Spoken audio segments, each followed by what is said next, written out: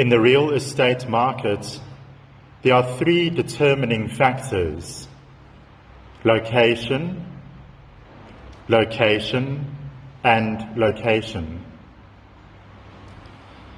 The same is true for many gospel passages: location, location, location. Where a passage is situated often clarifies the meaning of the event. That is true of the Gospel of the Transfiguration on this second Sunday of Lent. The Gospel on the first Sunday of Lent is always the temptations of Christ. That makes sense. Lent is a time to face our weaknesses. On the second Sunday of Lent, the Gospel is always the Transfiguration. That is not an obvious Lenten theme of penance. It may seem more an Easter message of glory. The setting of the Transfiguration in the Gospel helps to clarify its Lenten message. Today's Gospel reading begins: Jesus took Peter, James, and John and led them up on the mountain. The previous passage read, "The Son of Man must suffer greatly, be rejected by the elders, be killed, and on the third day be raised." The Transfiguration occurs in the context of Christ predicting his death and resurrection. And immediately following the Transfiguration, Christ repeats this prediction. So the Transfiguration is sandwiched between two predictions of his death. The Transfiguration is set in the context of the death and resurrection of Christ. The apostles who witnessed the Transfiguration, Peter, James, and John, are also significant. The same three apostles witnessed the agony in the Garden of Gethsemane. At Gethsemane, the apostles overslept. At the Transfiguration, they were overwhelmed. They missed the message both times. The two predictions of his passion and the three apostles present set the Transfiguration in the context of the death and resurrection of Christ.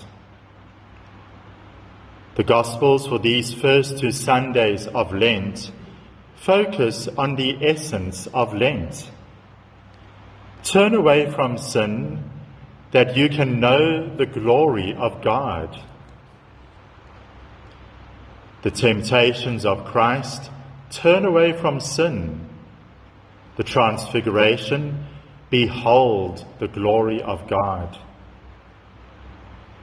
A practical application of these two Lenten Gospels is that whatever you are doing for Lent is to be done not simply for the penance of Lent, but also for the promise of Easter. Whatever you are doing for Lent, or denying yourself for Lent, should enrich your faith. It is easy to get caught up in doing something for Lent just for the sake of doing something for Lent.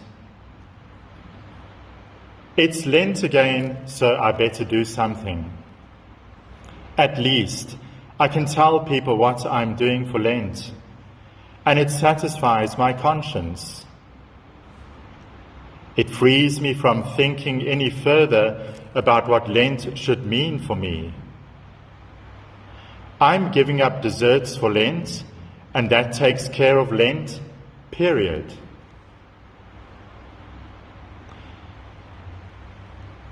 Somebody I know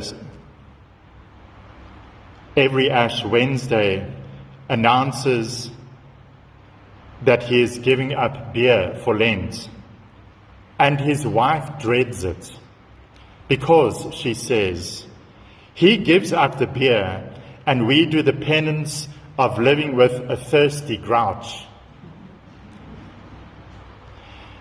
Whatever you are doing for Lent, it should enrich your faith and therefore make you serene and more pleasant to live with.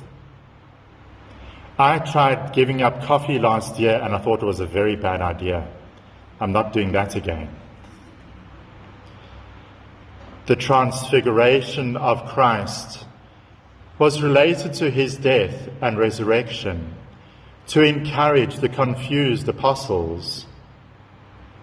In the preface of this Mass, we will pray.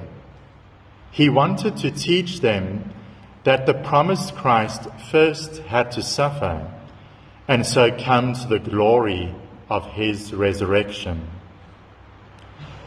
It should also teach us that our Lenten observance can give new life to our faith. The transfiguration of Christ is proclaimed each Lent in the context of the death and resurrection of Christ, in the hope that our Lenten observance will transfigure our faith. Lenten observance should place us far away from sin, in a position to better reflect the glory of God in our lives. Location, location, location.